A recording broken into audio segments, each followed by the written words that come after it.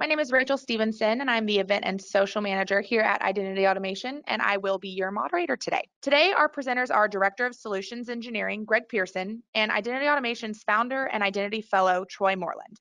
Today is the final piece of our 7-part webinar series, Advancing Your Identity Management Strategy with the IAM Maturity Model, and today we're diving deep into identity governance. So now it's time for the webinar. I'm going to be passing the mic and controls over to Greg for him to give a brief overview of he and Troy's time here at Identity Automation and a further explanation of the full IAM maturity model itself. Take it away, Greg. Thank you, Rachel. Welcome, everyone. My name is Greg Pearson, and I'll be one of the presenters today.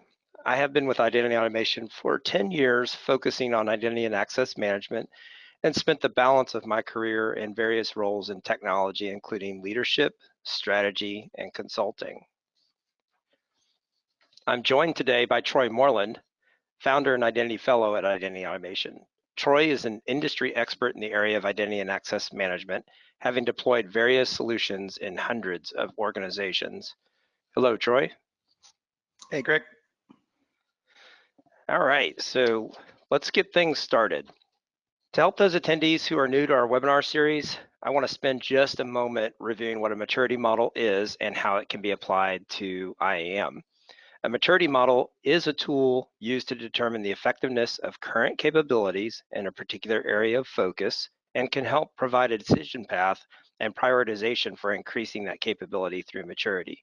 Applying a maturity model to IAM is looking at various tenants within the IAM space, evaluating the current level for each, and determining steps to increase capability to move to the next level. As a reminder, this webinar series focuses on each of the core tenant areas of IAM and explores various levels of maturity and capability in each tenant.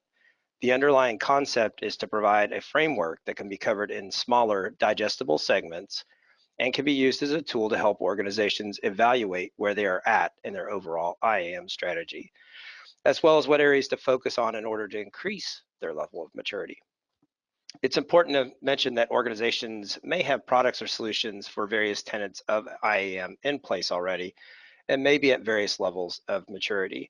Also important to note, there's not a rule that says that an organization has to implement each of the tenets in any particular order. That being said, let's jump into our topic for this segment. In this part of our series, we'll focus on the maturity levels of governance. In our previous webinars, we focused on the other tenets listed from federation through access management. If you haven't seen those webinars, we do have recordings available under the resource section on our website. Today, we're going to focus on the concept of governance as a part of an IAM solution and how it can benefit the organization as a whole and how it ties into the other tenets of IAM. Troy will cover what governance means in just a moment as he goes through the levels of maturity. So Troy, with that, I'm going to turn it over to you. All right, thanks, Greg. Now, about the governance maturity model, this is an example of one of those maturity models that we could spend quite some time on, but we have 45 minutes. So don't think there's not more to this conversation. Certainly reach out to us to talk more about governance, but I'll run through as much as I can in the time allotted. So first of all, just kind of a baseline of how we would define governance, or you'll also see documents where we say identity governance, or you'll see on our website comprehensive identity governance. All that's, the same thing, different labels. But to boil that down, governance is designed to improve transparency and manageability. And it does that by giving an organization better visibility to accounts and access, and then providing to the people responsible better controls of that. So not just the IT people, and then also the ability to detect and prevent inappropriate access. So whatever we need to do to get more eyes looking at who has access to what, so that we can continue to make good decisions and stay in good health and mitigate risk by having too much access out there. One other definition before we move on, because I'm going to use the term a lot, is entitlement. So what is an entitlement? When we talk about entitlements, it's just an abstraction or a representation of access you have in a system. An entitlement could be an account that you have, or it could be a permission, it could be a group membership. But it's not in the system, it's a representation that's kept in your IGA product, which we'll talk about obviously a lot in this presentation. So just keep that in mind when I talk about an entitlement. It is a representation in the IGA tool of some access that you have. So I just wanted to baseline that as well. Now to the model itself, we have our 4 levels. So the first level we're just calling basic, and it is the first step that you'll take to implement an identity governance solution. And it starts with having an entitlement repository. So as I basically just mentioned, your IGA tool, whatever that tool is, could even be a spreadsheet, even though that won't do you a whole lot of good, but at least you could create a repository that would list all of the entitlements and who owns them and who has been granted those entitlements. So that's where you have to begin. And this process will never actually end because you're constantly adding applications or bringing more applications underneath your governance solution. So, but you got to get it started and get something implemented. Now, entitlements can be granted in one of 2 ways. One is by birthright, which means that by the attributes that we already know about you, you may get some entitlements automatically. Otherwise, they can be granted on a request basis. So you want to request access or request to have an account somewhere that wasn't given to you by birthright. And the difference is if it's being requested, then it's got to go through some review process at some point to continue to ensure that you still need that access. Whereas if it was given to you via birthright, then changes in your authoritative system, like a transfer or a termination or any event like that, would kind of take care of the review process because it would change as your organizational attributes change. Level 2. So we're going to call that one advanced. Once you have your users associated with the entitlements, we have better visibility of what access everyone should have. And we need to verify, we need to have that verification process to compare the entitlements that you have, which are a representation of access, to what's actually in the downstream application, which I'll call a resource. Being able to somehow validate or verify that the entitlements repository is accurate against the actual resources that it's referring to. And then the second part is ensuring that we're giving the business owners the visibility. So you can call them a business owner or an application owner. It's the person who's usually a manager of that area of the business that this application is owned by. You know, it could be a finance manager if it's a finance system, for example. It could be an HR manager if it's an HR system. Could be someone in sales if it's a CRM. So we need to empower these business owners to have that visibility because they're the ones that are ultimately responsible for that system. Then level 3 takes kind of what we talked about in advanced, which was mostly around making sure that we can reconcile what's in the entitlement repo with what's in the actual resources, but that's going to be done in a scheduled basis. Whereas real time is taking that to the next level, where we can see actions as they're occurring and make sure that what's happening in the resource is reflected in the entitlements and when not, being able to take action to deal with those. So as opposed to an offline process that's going to do a comparison, maybe nightly or weekly, real time, you're going to be able to do more validation of what's happening in real time and take action on that. And then lastly, we have intelligent. So I think we had one other maturity model, MFA, if I remember correctly, where we had a level 4 that had artificial intelligence. So here's another great area for where artificial intelligence is going to continue to help us. So when we talk about MFA, you're using artificial intelligence to detect login anomalies that we as individuals may not even be able to see. When it comes to governance, we're going to be able to throw at machine learning a bunch of authorization or access pattern events and be able to detect anomalies for us there, as well as getting assistance in making good decisions on whether or not someone should be able to have a certain access. So maybe replacing the approval process or access certification process using artificial intelligence there. So that's the kind of the summary of where we're going. Greg, was there any questions or clarification before we dive a little bit deeper?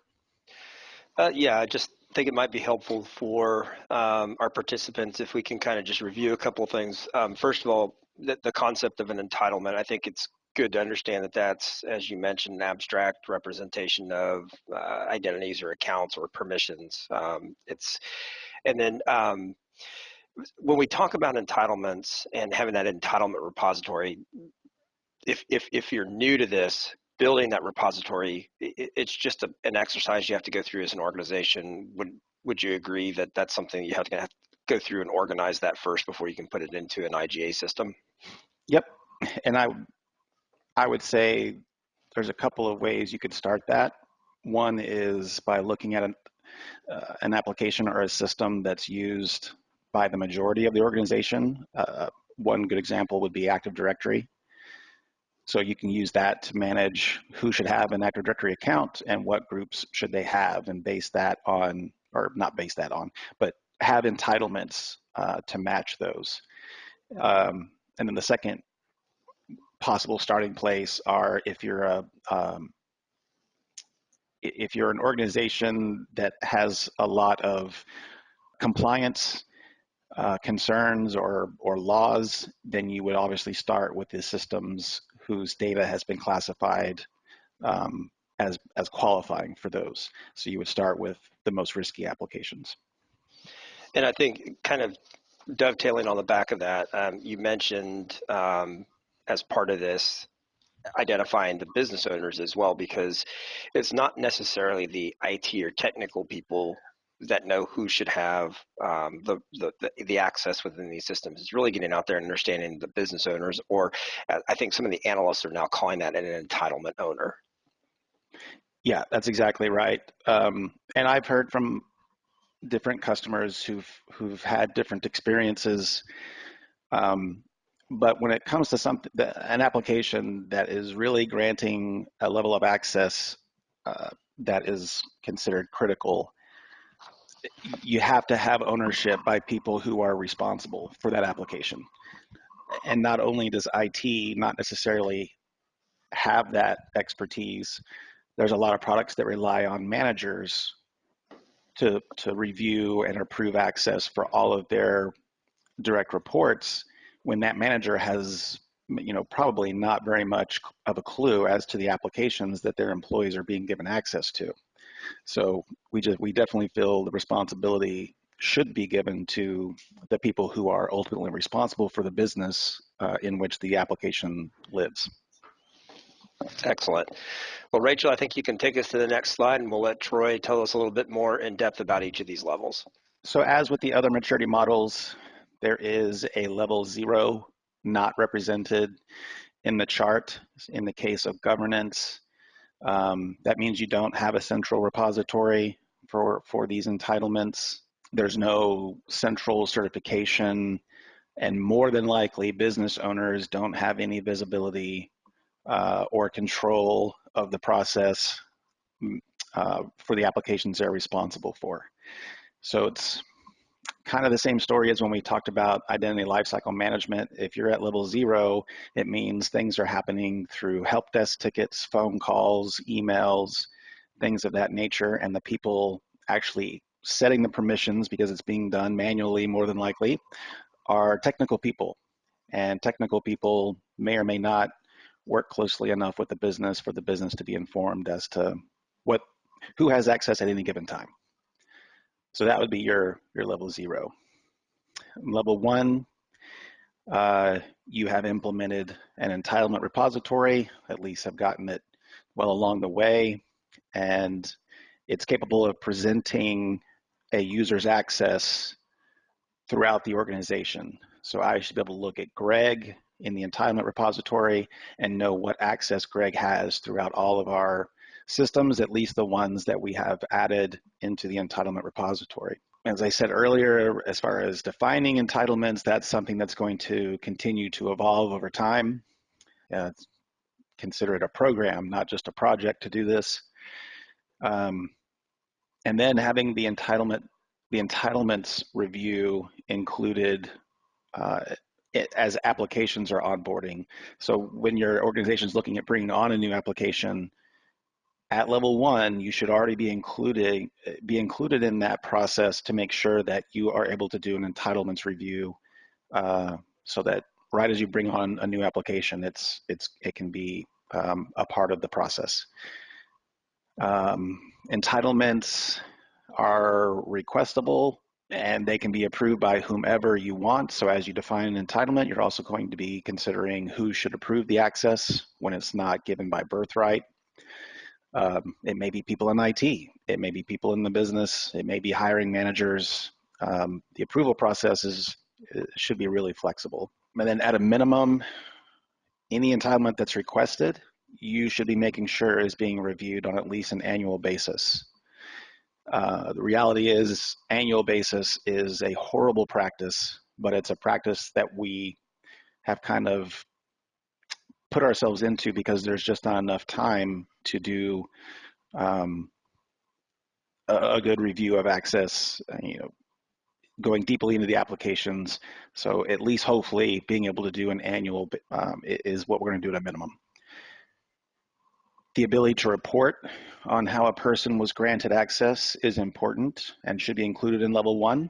So not only do I need to know that Greg has access, or not only should I have visibility that Greg has access to my application, but I want to see the paper trail of who approved it and what the comments were. Has it been certified? Was it ever expired? Things of that nature. So then next steps to get to level 2 is we need to do better vetting that what we have now in our entitlement repository is accurate when looking at the resources themselves. So being able to do a correlation of those, or a reconciliation, if you will. Was there any questions about level 1 before I move on? Nope, I think we can move on to level 2. Okay, so level 2 basically is achieved when your entitlement assignments can be reconciled against the actual resource assignments. So in order for this to work, you're typically going to get the resource data, ingest that into some sort of reconciliation database, and then the reconciliation process would compare using the mappings of entitlement assignments to what's coming out of the resource. So an example of that, and I'll just use Active Directory because it's something that we all at least somewhat are familiar with. So for Active Directory, you might have one entitlement that represents having an Active Directory account. So in this mapping, you would have the AD user account entitlement and the resource. If the object exists, if the user account exists and it's enabled, then that would result in a pass. Or if the entitlement doesn't exist, the user does exist in Active Directory, but the account's disabled, then that would also be a pass. On the other hand, if the entitlement is granted and the user doesn't exist or they're inactive, then that's a failure, but at least it's a low risk failure because it means we don't have as much access as we should. But then the big one is if I have the, if I don't have the entitlement, but I do exist and the account is active, now you're at a high risk failure. That's orphaned access that should not exist. And then you can take that example and continue it and do it for every Active Directory group, or at least those groups that are providing a higher level of access, like the domain admins group, or maybe a regular group that has access to sensitive data in a file system, something of that nature. So also at level 2, we need to make some improvements to how certification works. So I mentioned that you at least need to have an annual certification campaign, which is what a lot of organizations are doing. But there's a lot of problems with that. For example, you're only certifying the access once a year. So in most cases, that means people have extraneous access for months. Another problem is the certifications all come in at one time, which makes it really difficult to get through them all in the time allotted. Another problem is there's no granularity between the different entitlements. So whether it's a very low risk entitlement, like being a member of a email distribution list or domain admin group, there's no granularity as to how often those are getting verified because you're doing annual certifications. The certification campaigns for all recipients, at least with the products that we compete with, are being done by managers as opposed to the business owners or entitlement owners. And then kind of the last problem that we see is access is not necessarily removed as a result of an expired certification. It's just that the tool that we're using might mark someone as shouldn't have access, but is it actually taking the action to remove that access? So here are some of the improvements that we can make and that we should be making in level 2. So one is we want to have the option of defining time-based certification in addition to campaign-based. Campaign-based may still work for certain entitlements, but we definitely need to implement time-based for especially entitlements that are providing privileged access. So time-based could mean 1 day. So I get the access for 1 day, and if it's not extended or recertified, then I'm going to lose it, or 1 month or 3 months. By implementing the more time-based certifications, we're also spreading out the certifications over time. So, I always say as a human, if you give me 2 things to do each day, I will get those 2 things done way better than if you give me 500 things to do at the end of the year and you have a few days to do it. I mean, it's just common sense as to which one of those you would be more likely to keep up with. Thirdly, the responsibility of the access certifications being granted to the business owners, to the people who care.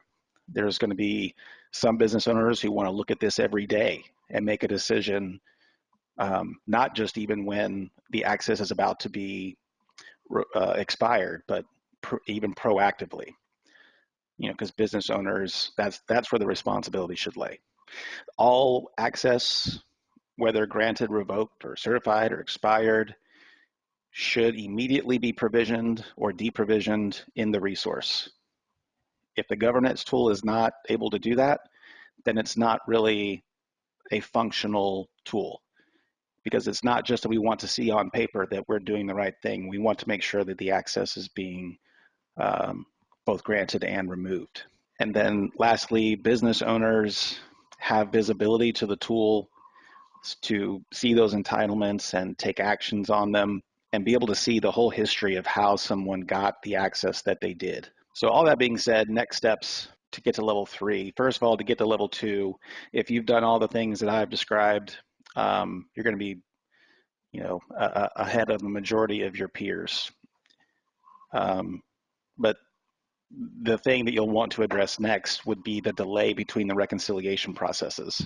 And another thing is there are some applications that you can ingest the data in bulk quite easily, especially if it's on-prem.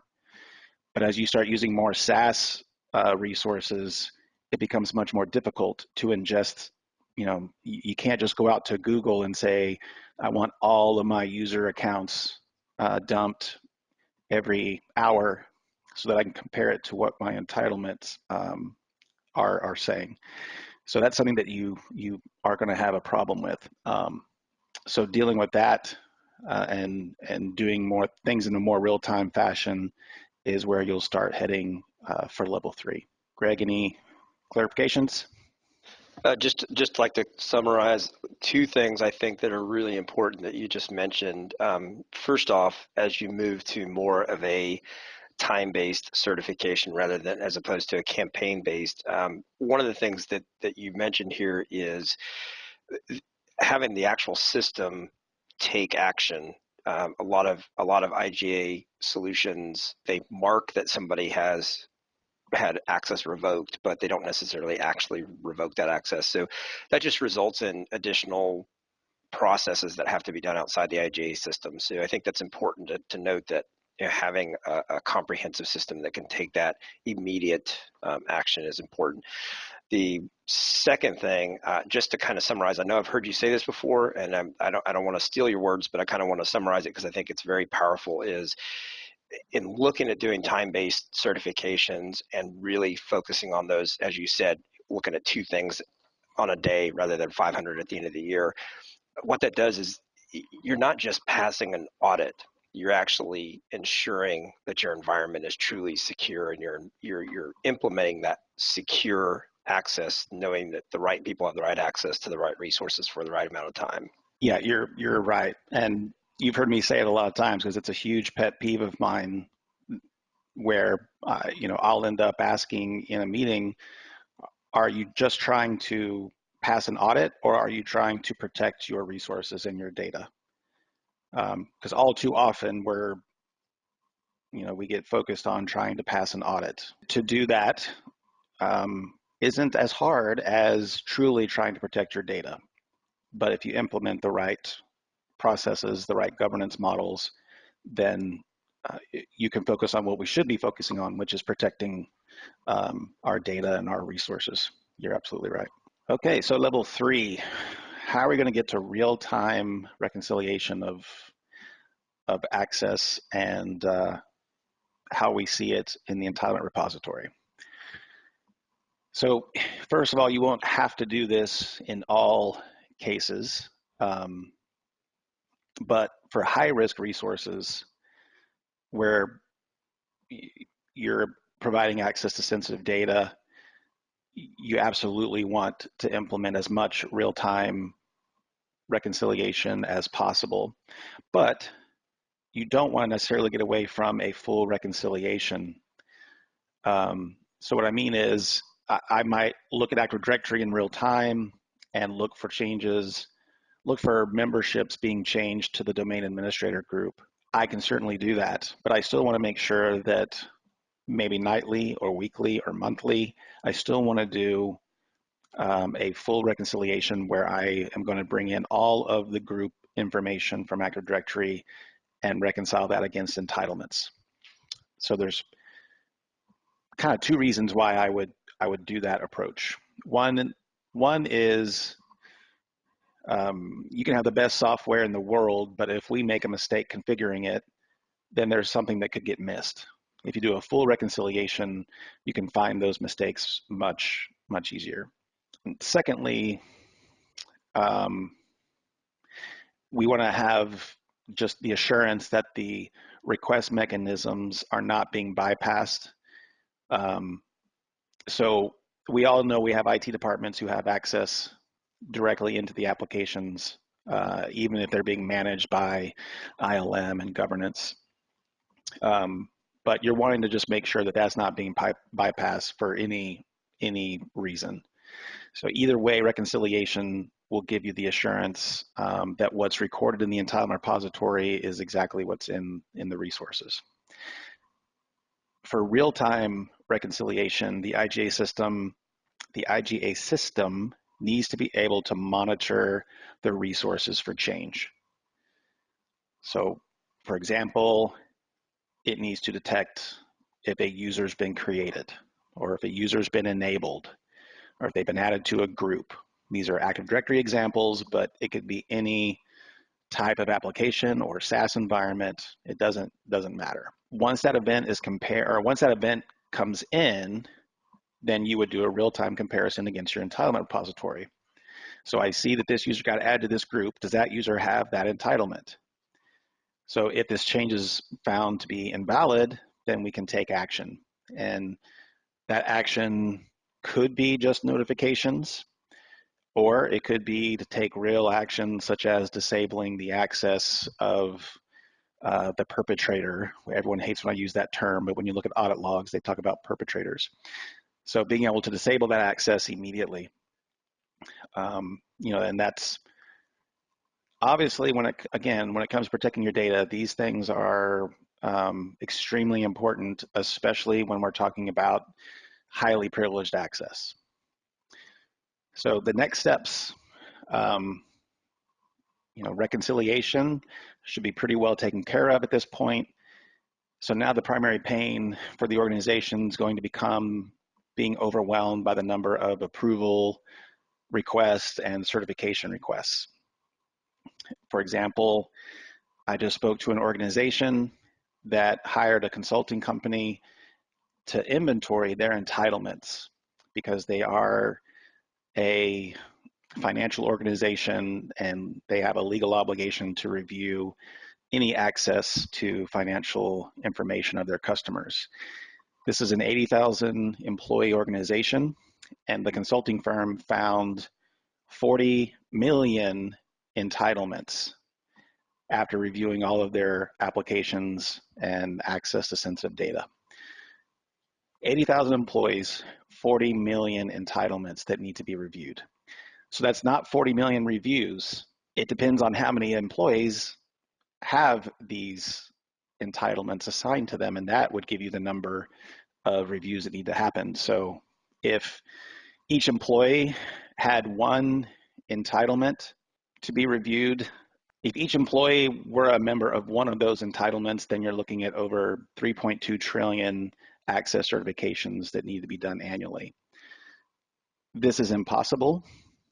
And even if it's not that great a number, we know for a fact that as long as humans are doing these approvals and certifications, it is highly unlikely that a majority of the people doing these processes are really taking the time to make sure that they are reviewing what's being asked of them, because we're all busy. Granting access is not our full-time job, at least it shouldn't be. And I mean, I have done it in the past where if I get a ton of requests coming in at one time, just say select all, approve, and gone. It's off my plate. I did my job. But that's not where we want to be. Again, that's not the best way to protect our data. So this is where we have to look for assistance using artificial intelligence. Any clarifications there before I move on? Just wanted to get your thought on something you had said before we got into the next steps in terms of real-time reconciliation. So if I were summarizing, it sounds like instead of something, someone being authorized initially for an entitlement, so given access to something perhaps on that initial creation or initial provisioning of that particular entitlement, the real time is actually going to go through it and it's going to respond to any type of event. So if one thing changes, we're reauthorizing that really kind of in real time to ensure that that entitlement still applies. Is that fair? Yeah, I think if I understand what you're saying, that's kind of combining, not combining, but that's looking at birthright assignment of entitlements. So if my attributes change and I no longer have that entitlement, but for some reason the access still exists, the reconciliation process would be able to find that. And again, that might be caused by a mistake in the ILM provisioning process where that particular use case was not defined, and therefore there was no business process to make sure that the account got removed or disabled. But that reconciliation process would help us find that. Is that kind of what you're getting at? Yeah, exactly. That's perfect. All right, we can move to step 4, or level 4, sorry. Yep. The idea now is to take advantage of artificial intelligence because we as humans can only do so much. And in this case, it's looking at AI to help with approvals and certification, recertification, if you will. So there's no mistaking that computers are capable of performing certain functions much quicker than a human. And then with artificial intelligence, and the big asterisk here is with proper training, it can make more informed decisions as well than a human because it has the ability to access and take advantage of more data to make those decisions in a very quick fashion.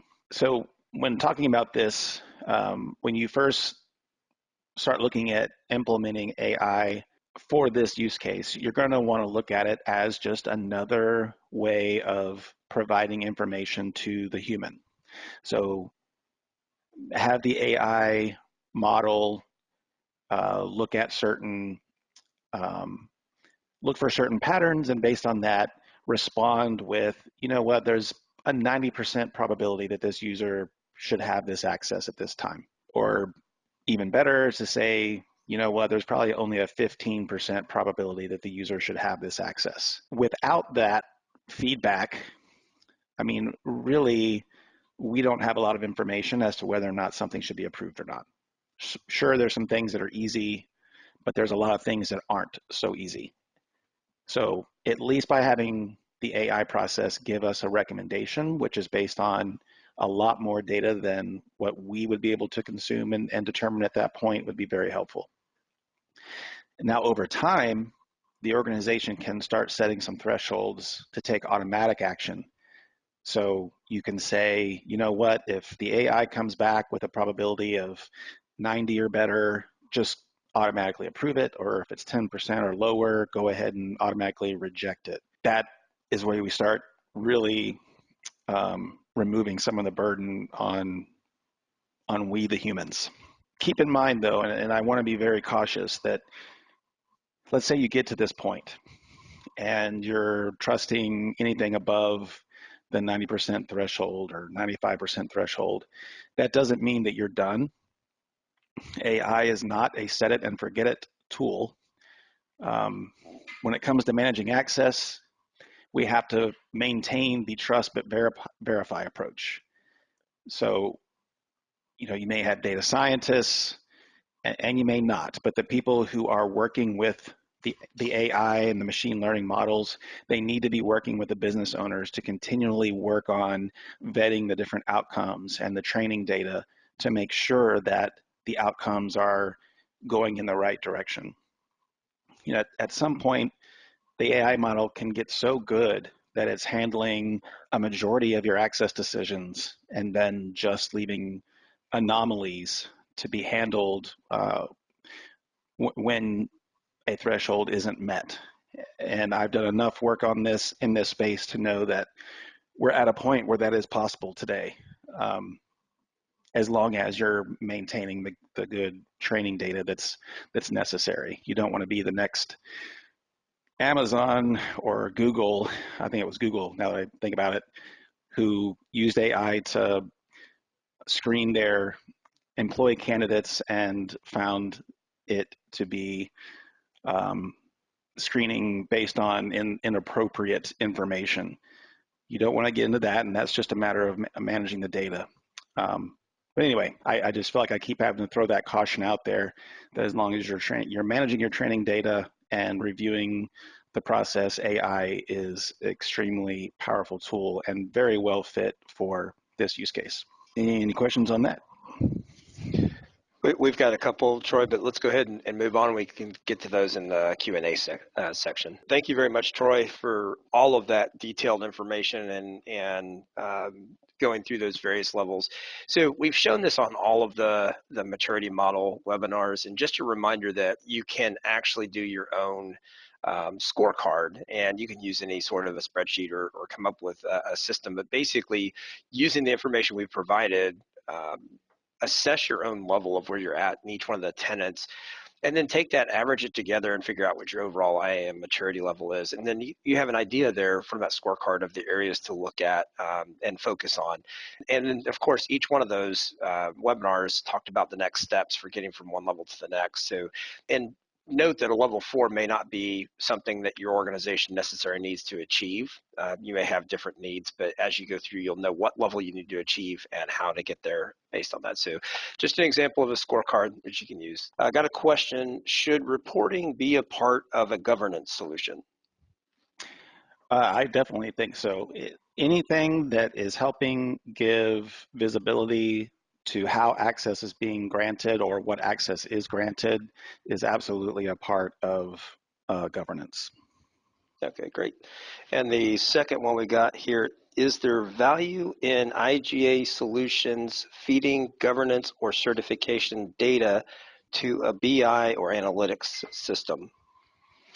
Yeah, that's kind of in line with the reporting question. So yeah, I just did a proof of concept for a really large organization who wanted to have detailed reports for calling IGA violations. So for the most part, very concerned about anyone who does not have an entitlement that has the access in the resource.